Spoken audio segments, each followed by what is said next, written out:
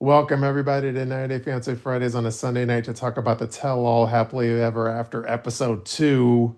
What's cracking?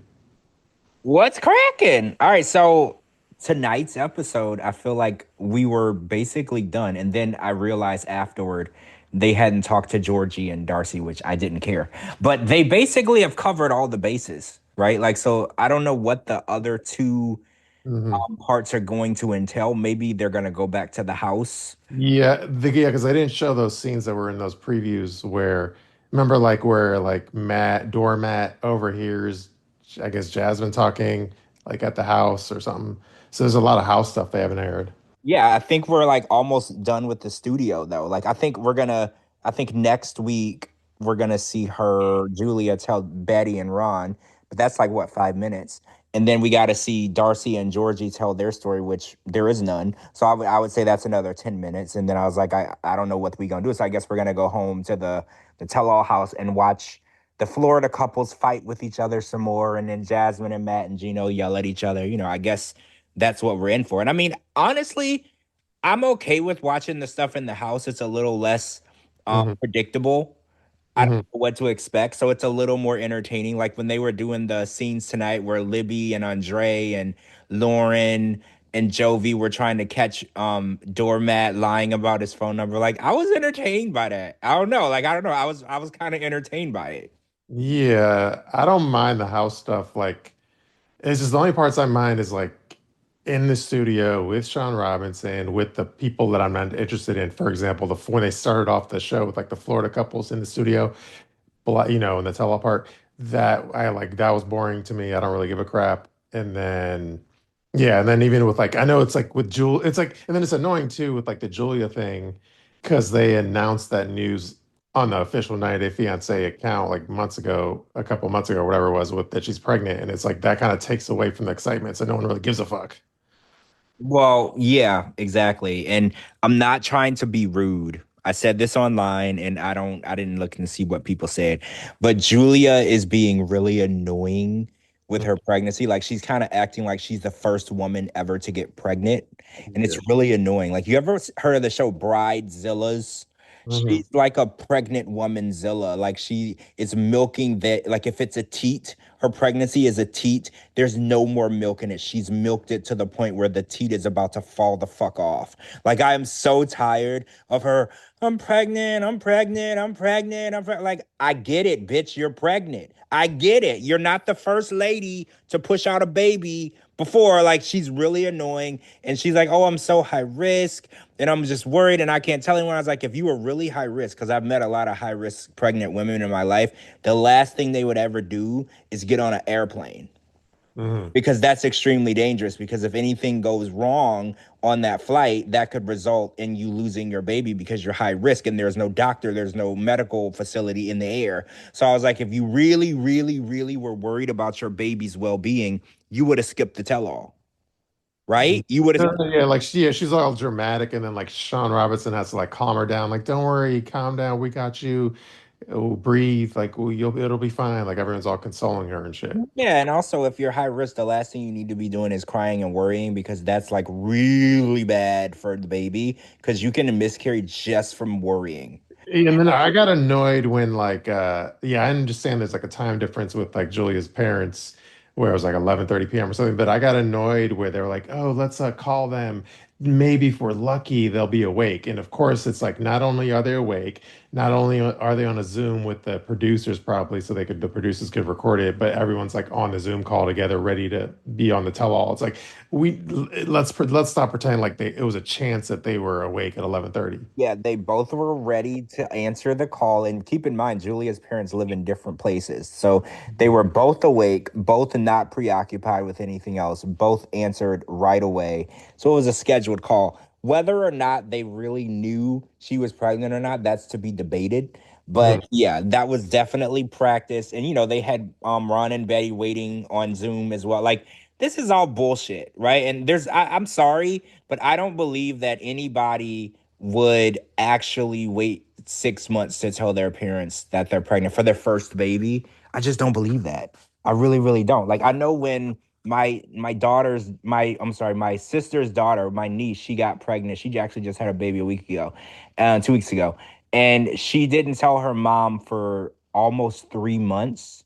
Hmm. And the funny part about it is, I was talking to my psychic because she got pregnant right around the time my mom passed away. So I was talking to my psychic about that. And my mom mentioned to the psychics, we were channeling my mom, and she was like, "Yeah, I'm just sad that I couldn't see Kenya's baby." Hmm. And I'm like, Mama, what you talking about? Can you not? And so my mom knew that she was pregnant when she passed away. But women tend to look at other women and they know if they're pregnant or not. So yeah, I just don't believe that, her parents, his parents. I think that that's all bullshit. I think the storyline was, ooh, you don't tell them and then you surprise them at the to tell all. I think it was written that way. Yeah, and yeah, people need to realize anytime, this isn't specific to the tell-all, but anytime like on 90 Day Fiancé, if there's if there's like a FaceTime call or a Zoom call with like video, what you need to realize is there's probably also like a producer on the Zoom call as well, and they're like probably recording it, but they're also like directing it. So there's always like a producer on the same Zoom call. It's not like chance or something. Yeah, they're being coached, and you've probably been waiting for your turn on Zoom for 4 or 5 hours.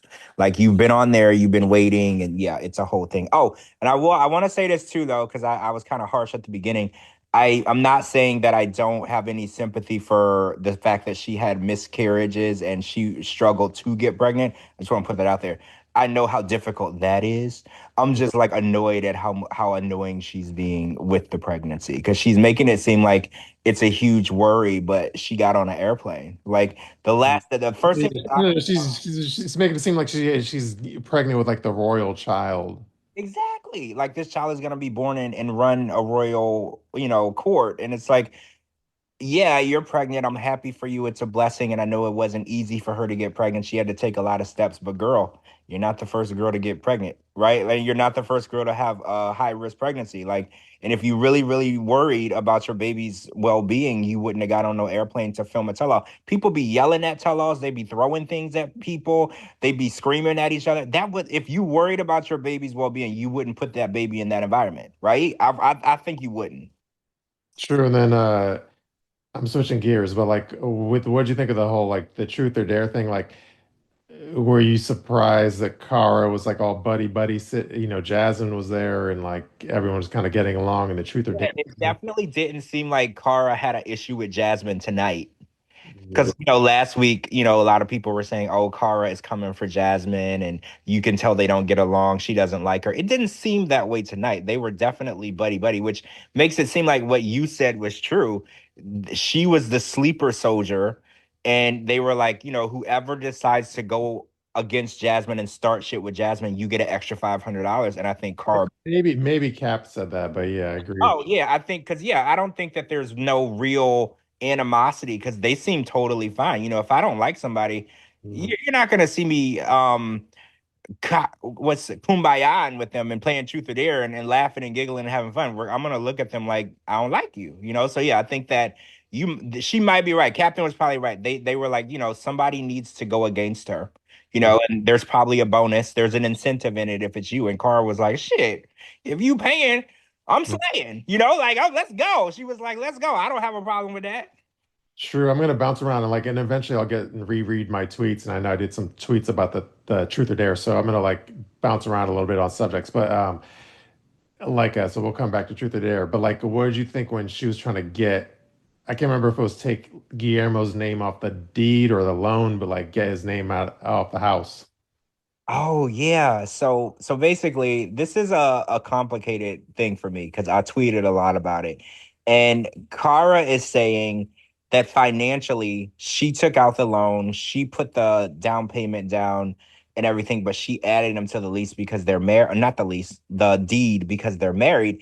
So now she feels like since he didn't contribute anything financially to the Mhm. house, then it's her house. And I agree with her to a financial extent, like to a logical extent, it is yours. But when you get married, because y'all know I don't believe in marriage, first of all, when you get married, anything that you accumulate together Hmm. is your property together or anything. So money, cars, houses, boats, whatever you did together, you have to split that. So I don't think that Kara fully understands how marriage works. Hmm.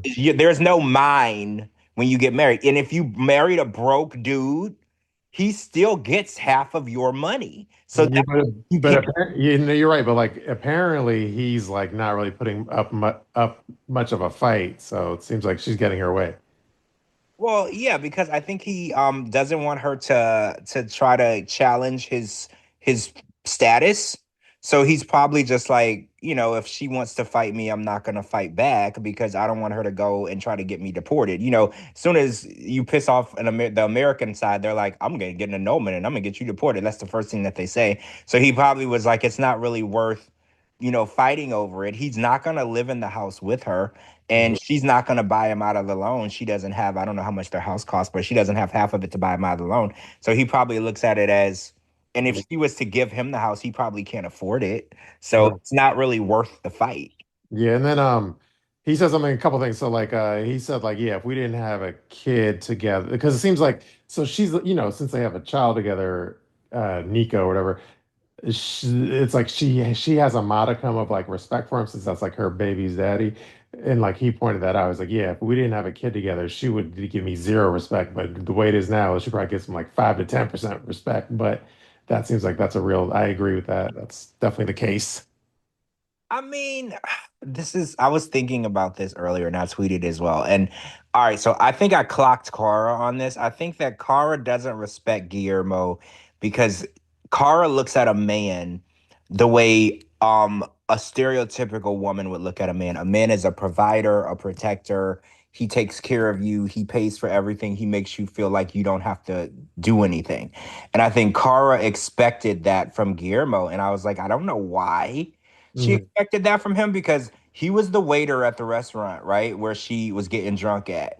And she banged that waiter. And I was like, he never came across as the type that was going to come over here and take care of her. Guillermo is always going to be the good looking guy who probably ain't got no money. That's kind of his MO. Right? Mhm. I remember he had a good job with good insurance. He's like, I ain't doing this. And he quit. He's always going to be that guy who gets by on his look. So I'm confused as to why she thought he was going to ever live up to her expectations of what she thought a man should be because he's never given her that inclination that he was ever going to be that. He's always been a boy toy. And that's exactly who she married. So when she married him and she was like, well, I don't respect him. And he's like, it's not equal. And I was like, well, yeah, she looks at you as a burden. You're a financial burden to her. But she knew that when she married you. She knew that when she met you, you was a waiter and you was perfectly happy doing that. You had no interest in doing anything that was gonna make you $100,000 a year. And she knew that. So I don't know. It's kind of hypocritical for me that she treats him like that. Yeah, he has the same attitude as like a hot chick where it's like I'm gonna ride on my looks or whatever. And then and as far as like her drinking, like I kind of feel for Guillermo there because like I imagine when because he even said like yeah she said she calls me like motherfucker and other shit like that. And I feel like she's probably one of those people where it's like she's really nice when she's sober and then when she drinks like the mean side comes out. So when she drinks, she's like the nasty side comes out of her and like I can understand from that. I've been in that position of like being with somebody who's like a maniac when they're drunk, like they're kind of an asshole. So I'm sure when she drinks, she has, and again, I love Cara. I'm team Cara. I think she's like amazing. That's part of her problem. She has like too much going for her. So she's a lot of options. So it's hard for her to like be the, like the real loyal person. But anyway, yeah, I think she probably does have a drinking problem. And I bet when she drinks, she turns into a giant asshole. Yeah, she probably alcohol is probably a truth serum for her. So like how she feels. Like you know how there's what you say versus how you feel. Like your words, when you say things, you try to shield people's feelings. Maybe when Kara drinks, the filter of shielding feelings is gone, and she kind of just says what's really on her mind. Because if every married couple said what they felt versus shielding each other's feelings, there would be no left married couples in Yeah. the world. I think it's even deeper than just like sharing her true feelings. I think, and again, and maybe I'm projecting my own personal experience into like this relationship, but I think it's deeper than just like expressing your feelings. I think it could be a thing where it's like a Dr. Jekyll, was it Dr. Jekyll, Mr. Hyde type of situation where it's like it's a whole different personality of like just like straight mean, like just mean and evil. Like it's like a whole new person that's just like nasty. And it's Oh, not just truthful, but just like nasty. Like I feel like when she kind can drink, she's just of like super nasty.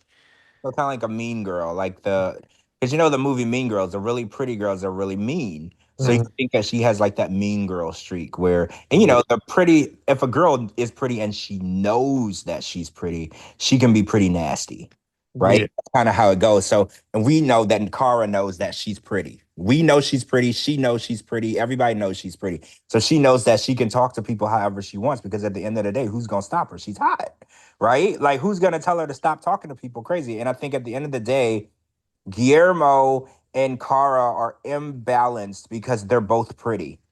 And I always tell people this. I was like, you can't be in a relationship with somebody that's prettier than you because it's always going to be a fight between, you know, who's in charge. Because usually it's better balanced when a pretty person is with a decent looking person. So they, you know your role, you know that the pretty person is going to win the argument and the pretty person is going to get their way.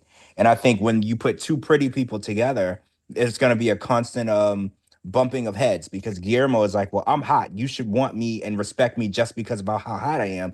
And Kara is the same way. Like I'm fucking hot, out of your league. You should respect me. And if I want to stay out till 4 in the morning with a DJ, I'm hot. What are you gonna do about it? And I think that's why they butted heads. Yeah, I mean, I think the only thing anchoring Kara is like her son. Like if she had no son, she'd be getting new dick like 5 minutes like after the marriage ended. Like she'd be getting new dick 5 minutes after. But the fact she has a son, she's like it slows her down a little bit. Oh no, I think Kara might be out there having fun. Yeah, that's true because like wasn't it? I don't remember how long ago it was, but like I don't know, like 6 months ago, there was like I can't remember where it was, but there was like it was like a boxing match or whatever. And so somebody like I don't know, like she flew. It was like a promotional thing where she got flown out to like some boxing match, and then she was out and about like ringside, all smiling ear to ear. And then there was like some photos of her like in like a sports car, and like so yeah, I'm sure she's having her fun too. So Yeah, I think, and I mean, she is separated. You know, separated is not together. I think that she's out there having fun, and it's interesting because they brought up the DJ and they said his name on the show, but it's yeah, not. right. Yeah, it's not the DJ that we were thinking about because Which it was DJ a Husky's different real name. name coming? Well, we were talking about DJ Husky, but on the show tonight, they said the guy's name. I think his name was Javier. Yeah, but what if we don't, but do we know DJ Husky's real name though? Oh, see, now you're making sense. We don't. Let me see. Let me see. You might be right. Hold on a second. All I, right. I wonder if even DJ Husky's famous enough. DJ Husky. I don't know if he's famous enough for his real. Yeah, you're right. Oh, wait. Um, the real name, his name is Jonathan. Wait a minute. Is this him? Hold on. Before I say it, let me make sure this is him. He's not super famous, so I gotta make sure. Oh, yeah, his name is DJ Husky Pachata. So his name is Jonathan Lilo. Is Jonathan like white name for Javier? No, I'm kidding. I don't think so, but I don't know Spanish. So I don't know. It could be. But yeah, so this is a different guy. I wish I knew. Hold on. I'm gonna go on Kara's page and see if Javier, if I can find him based on his name. Because I just want to see what he looks like.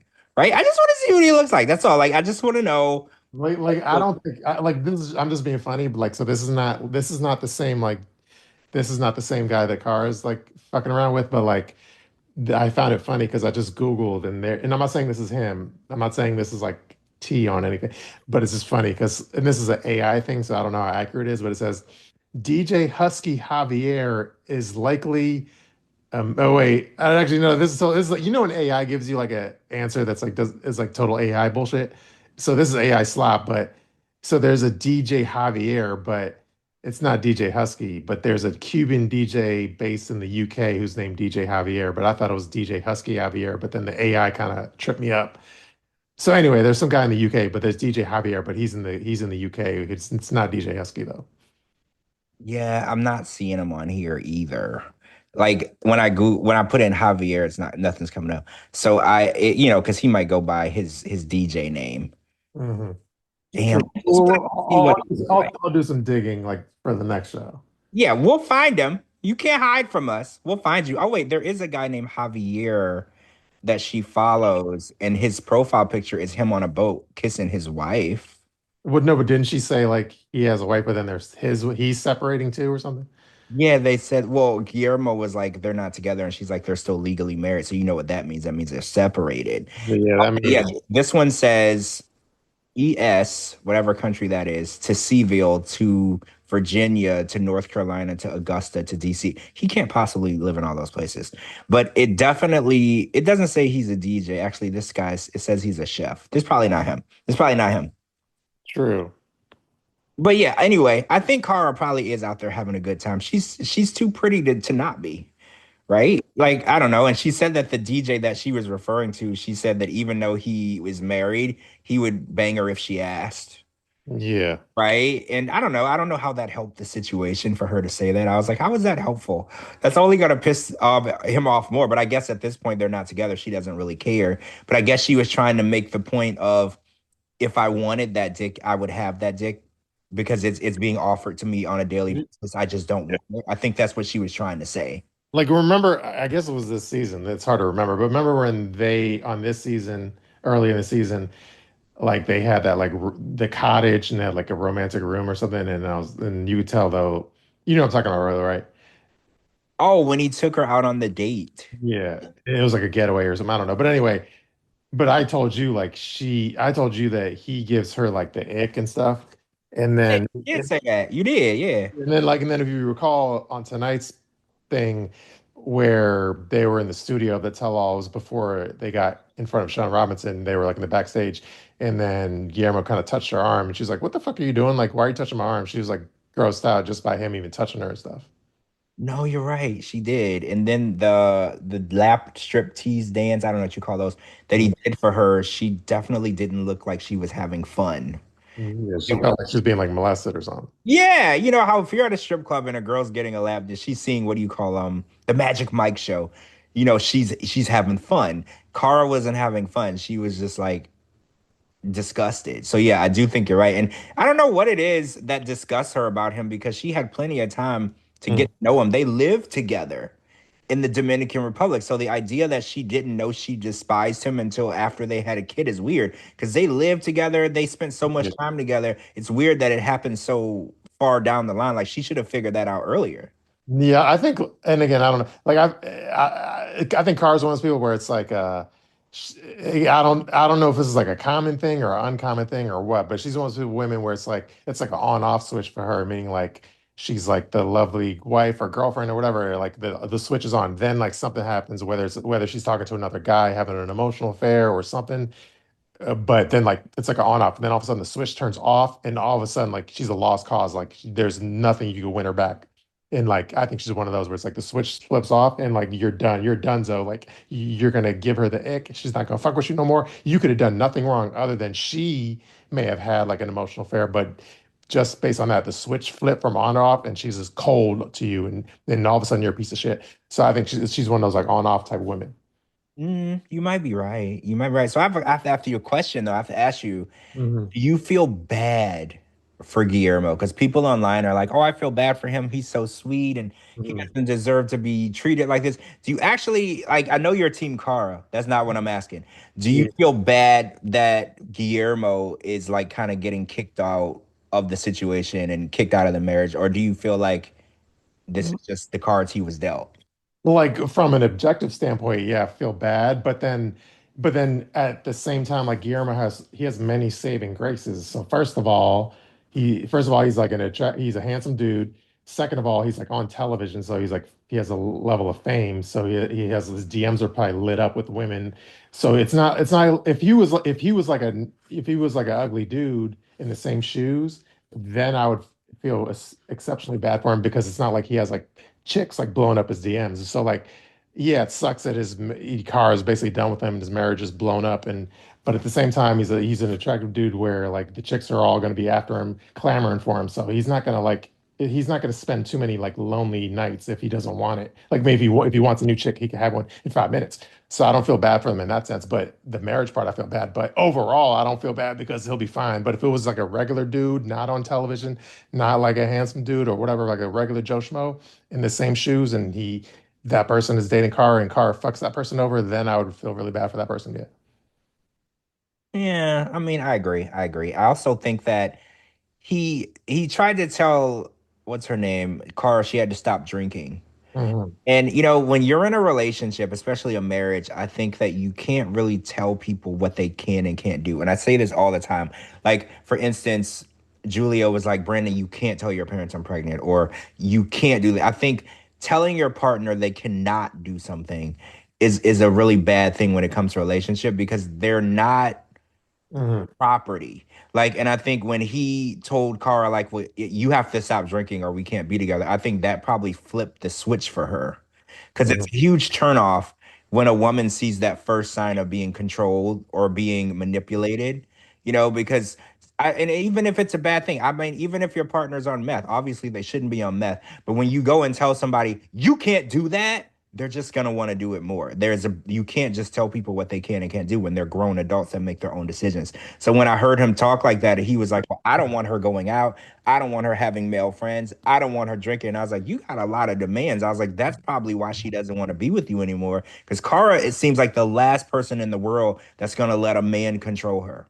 I feel Yeah. like she's the most untamable woman out there, right? Like I feel like she's gonna do what Cara wants to do no matter what. Yeah, but then at the same time, like, I mean, I agree with you, but then at the same time, like, the fact that she was only able to not drink for 2 weeks, I think that's, again, I love Cara, but if you try to stop drinking and you can only successfully stop drinking for 2 weeks, that could be a sign of like alcoholism where you're unable to stop even if you wanted to. So, I mean, yeah, you're right. You're 150,000% right because how you know you're not addicted to something is if you can take it away and you're okay. Like, because people are like, oh, I'm not addicted to cigarettes or I'm not addicted to vaping. So go and take away their cigarettes or their vapes and see how long they can last without freaking out. And it's the same with alcohol. If you say you're not addicted to it, then you say, I'm not going to go out for the next 5 Saturdays and I'm not going to drink. And if they can't handle that, you might be addicted to it. And, yeah. I think that everything, I don't want to say alcohol, everything is okay in moderation. I don't say Mhm. everything because I guess meth isn't. I mean, for certain things, it's okay in moderation. But, if the alcohol affects your everyday life and you can't live your life without it, then there could be an issue.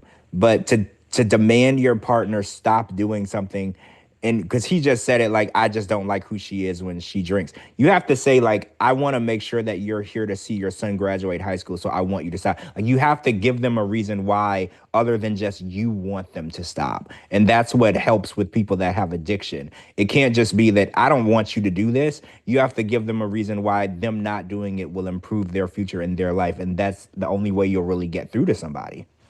Yeah, I feel like. And my advice to I used to always give it. I always, like remember I don't know I don't even know if I should bring up Liz, but when Liz would be on here, I'd always tell her like, hey, you need to like calm down your drinking because I think you're a fucking alcoholic too. But at the same time, the thing I was gonna say to Cara, similarly in the same vein, is like, yeah, I think obviously the Guillermo thing is like that ship has sailed. But I feel like in her next relation, yeah, you're right. Like if you're in the middle of if you're in the middle of your existing marriage or your existing relationship, it's hard to tell your wife like, "Hey, stop drinking." Like she'll feel like you're trying to control her. But now that that relationship is done, the advice I'll give Cara on her next relationship, if in her next serious relationship, is I would say, and I know it's easier said than done, but like to try to work on that part of the baggage of her drinking problem issues, like don't bring that into a new relationship and say to yourself, hey, I'm gonna like try to really tone down my drinking for my next relationship so it doesn't fuck up shit up again. Because if she goes into her next relationship with the same drinking baggage of her Guillermo relationship, then the same shit's gonna happen again and it's gonna be a problem. So that's my advice to her is to calm down her drinking too. Yeah, and maybe she should calm down on the relationships and just because I don't know, somebody tonight, I don't remember who said it, Andre or I don't remember, I can't remember who said it. They said she's not marriage material or she's not wife material. And Mhm. it sounded mean, But as I analyzed the statement, I was like, she stays out till 4 in the morning. She doesn't like her husband. She loves to get drunk. She loves parties. It's like maybe that's not a mean statement. Maybe that's a true statement. Maybe she is not a wife. You Mm, know, some women do perfectly fine not ever getting married because they want to be in control of their own life and they don't want to have children to tie them down. They don't want to have responsibilities to tie them down. And I feel like Cara falls into that category. She wants to live her best life. She wants to stay out late and everything. And I think that she was unable to juggle the two lifestyles, the working mom, loving wife, and the party girl bachata singer. I think it was too difficult for her to balance the two. mm, And I think the marriage and the wife fell off the hill, right? Like she got tired of dragging everything up the hill. She just let those two go. And she mm. she kept what she really wanted. And I think the music and her nightlife is what is really genuinely close to her heart. And I think she should probably not get in another relationship until she is satisfied with where she's going with her music because she's made it very freaking clear her music is more important than anything else. Yeah, you know how everyone gets like slang at this point where they call like older men like unk, like like Uncle Unk. So Yeah. I feel like until she's ready for her like auntie phase, aunt equivalent, I feel like yeah, she probably shouldn't be in like a serious relationship until she's ready to like let the like wind down on on the nightlife shit. Yeah, it's gonna continue to put her in the predicament where she has to choose between the two, and it's not fair for her, and it's not fair for anybody that she's in a relationship with because she shouldn't have to be in that predicament to choose. She loves her music and her career, so don't ever put yourself in a situation where you feel like you have to choose between the two because basically that's what Guillermo said. He was like, she needs to be at home and be a wife. So Mm. she was in that predicament. It's like she chose what she really wanted, and unfortunately, it wasn't him. Sure. All right, now I'm gonna go through my tweets or whatever and like read some of them. Let me see from like chronological order, so we may be backtracking on some earlier subjects. Um, so let's see. We already talked about how I don't. Well, the first thing I said was I turned on the tell-all. I don't really care about the Florida couples bickering. Who gives a shit? Who gives a fuck? That's the first thing I said. Then it went into like the truth or dare section. So, uh, and then it was when Matt was like doormat was sucking Jasmine's toes, and I said, "Told you Matt's a doormat." Now he's sucking Jasmine's toes on command. Um, and then I got annoyed because it was supposed to be like a dare for Darcy, and then Jasmine says, "I dare you, Darcy, to let Kara lick on one of your nipples." And then my tweet says, "Jasmine's so dense. The dare for Darcy ends up being something Kara has to do." So that annoyed me, right? I didn't even think of that. You're 100% right. She's such a deflection queen. I didn't even notice that. You're right, 100%. Yeah, so that called that out, and I use it as an opportunity to call Jasmine dense. And then I pointed out, I said there was a shot with like the bartender, and I was like, it's funny how they hire a bartender to keep them drunk, but not a personal chef to keep them fed and sobering up. And yes, I understand they're trying to do salacious reality TV where the drunker debauchery is better for TV than actually feeding them and being sober, but I still wanted to make that tweet. Yeah. I mean, the truth or dare game, I feel like it was almost scripted.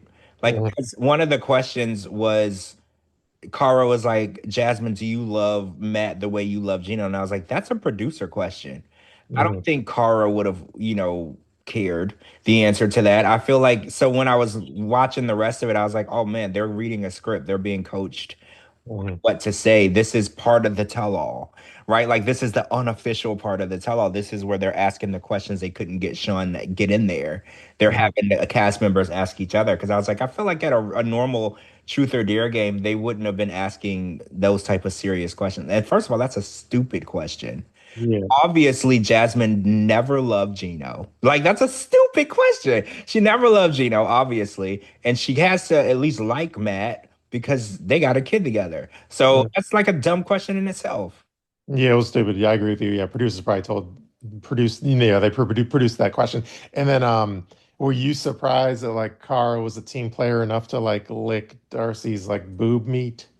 No, Cara is a fun girl. Hmm. Bet you this is why she's not with Guillermo no more. Because when she goes out, she does stuff like that. And you know what? I'm all for it. I have friends like that. They're fun girls. They have a good time. They have a few drinks. So no, that was a normal thing for me. I feel like Carl probably does that on a normal Tuesday Especially if you're or drinking bachata early. night. Yeah, like that's just an after party at a bachata concert for Carl. Like that's just fun shit. Yeah, and then I made a tweet. I mean, I screenshot it, of course, and I made a tweet and I said, Kara equals boing chata. I mean, she wouldn't lick the nipple part. She just would lick the boob part, you Right. know. And I don't even know how legit Darcy's nipple would be because don't they have to cut the nipple off every time they do the surgery? So I'm sure there's no living tissue left in that nipple anyway. It's Darth probably didn't even feel it anyway. yeah, I'm pretty sure she can't feel a motherfucking thing. Like they've cut that thing off like 700 times and put new implants in there over and over and over. So yeah, it's probably just a piece of dead skin at this point. Yeah, it's a necrotic ass titty. Yeah, but I mean, oh, and the licking the doorknob was that was grosser than the toe for me. Mhm. But doorknobs are like I have this thing. Wait, so you would rather lick a doorknob than lick, or would you rather lick a doorknob or lick Jasmine's toe? I mean, I don't want to do either. But doorknob, I have this thing ever since I was a kid. Like if I had a long sleeve shirt on, I would pull the sleeve down over my hand and use it to open the door because I always thought doorknobs were really, really dirty. Mhm. So when I saw him lick the doorknob, I was like, ooh, that's really bad. Like I couldn't do that because like yeah, I still do it to this day. I catch myself doing it. Like if I'm in a public place and I have to reach for the door and I have like a long sleeve or a hoodie on, I'll pull the sleeve down and use the piece of clothing over my hand so I don't have to touch the actual doorknob. Yeah, I do that sometimes too. Um, let's see. And then one of my tweets was it was a sarcastic tweet, but I said, yeah, the big tell-all bombshells, Cara got a drinking problem. We knew that. We knew that she likes to throw them back, but that was me being sarcastic. So that I didn't think that part of it was that big of a deal. I mean, as far as like news. And then as far as like producer driven, I did a tweet where Sean Robinson asks like the cast members like who here thinks that there's a future for Cara and Guillermo? And then everyone goes around saying, like, yeah, I think there's a future together. Yeah, I think like they just have to like talk. I forget the exact words, but it's like, yeah, they just have to talk out, their feelings, probably like in a therapeutic manner, therapy manner. So anyway, my tweet says this is a segment where when they get the other cast members to covertly promote Cara and Guillermo being on the next season of Last Resort. So I posted that as well. Yeah, I saw that. You were right. That was like their little promo. Do you remember the Mhm. last season of Happily Ever After for the tell all? It's funny because we're on this one now. It was Rob and Sophie. Yeah. Sean had Sophie, she asked Sophie the question, like, do you think that you could work things out with Rob if you guys were to go to therapy? Mhm. Sophie's like, yeah, I've always wanted to go to therapy. I wanted Rob to go to therapy with me. And that was kind of their promo. Yeah, exactly. Yeah, they did that with Sophie and Rob, They and did. then like Shekinah and Sarper had that same conversation on one of their tell-alls too. Exactly, exactly. So you've gotten it to the point where you can actually point out their self promos in the tell-alls. That's how obvious it's becoming.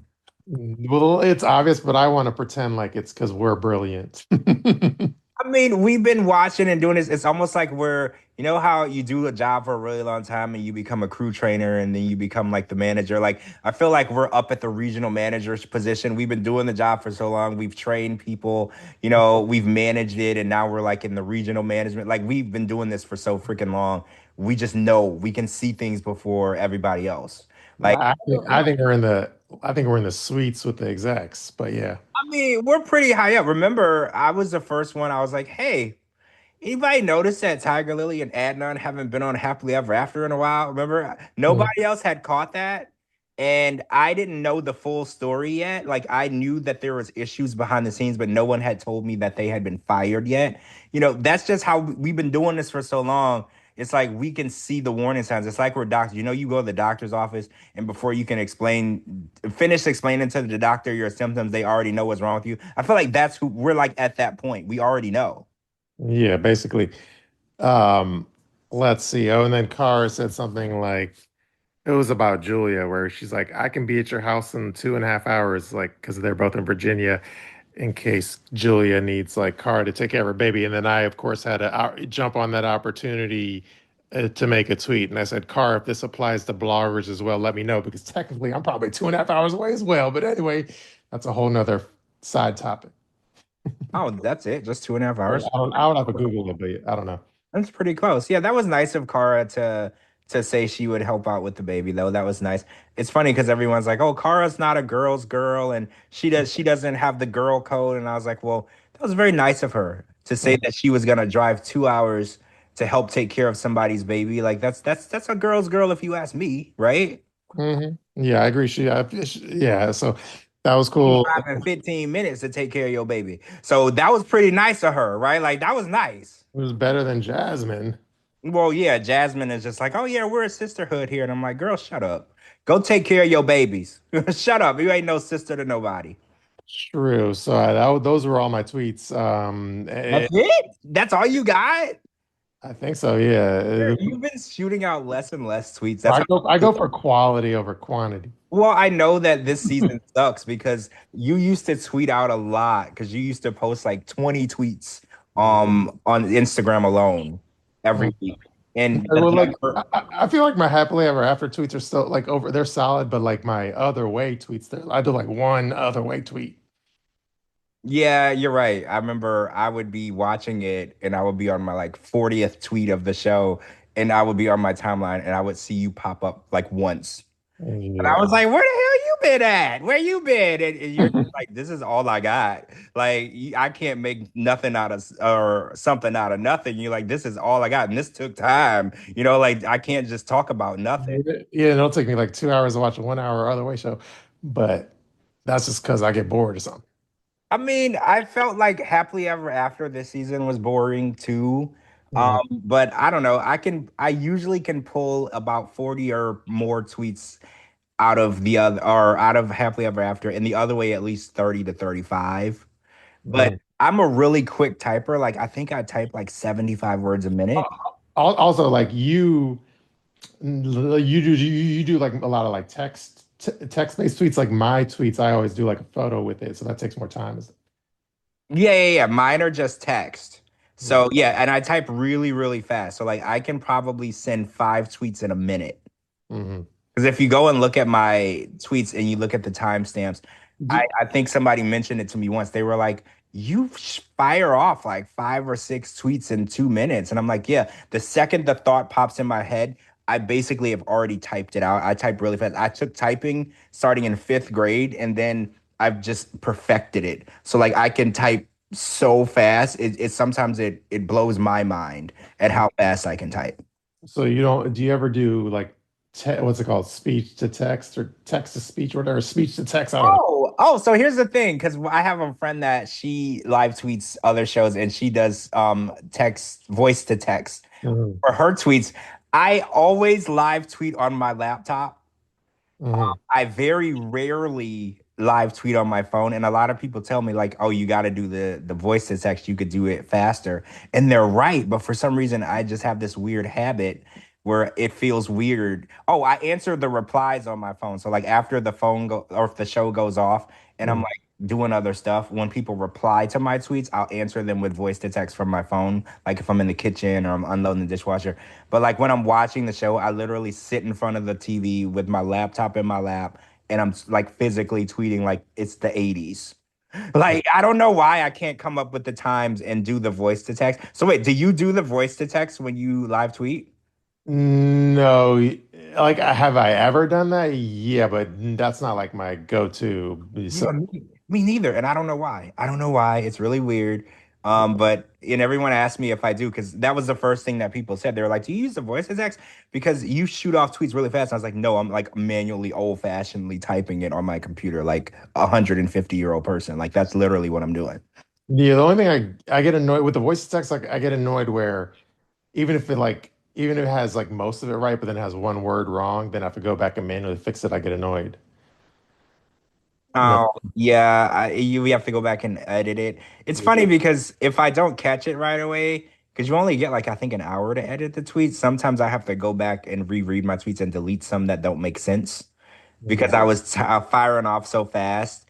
Every now and then they don't even make sense Because like I'll be typing one and then another one will come to mind. So I need to get rid of the one I'm typing so I can get the other one typed out before I forget it. And then sometimes they don't even make sense. It'll be like the wrong word, or it'll say, well, Jasmine said that Jasmine instead, like it'll be completely wrong. But Hmm. my mind works faster than my hands. So Yeah, I try to keep up. true. All right, well, like, do you want me to read some of the live chat room stuff before we end it? Oh yeah, what are they talking about? What are you guys talking about? Let's see. Lana says her daughter Lysol's every damn door she has to touch. Uh, Wait, does she have like Lysol on her keychain? Like, I, do they make like a little tiny Lysol? Because if so, where do I buy that? I would do that. I don't know, but then she says, same here, George. I can type my ass off except on my phone. And then Amberlee was like, boob meat? Question mark. Wait, did I say boob meat? And no, I did in reference to Darcy. I called her Oh, tits boob meat they just do look just to like be funny. they do look like really thick chicken breast.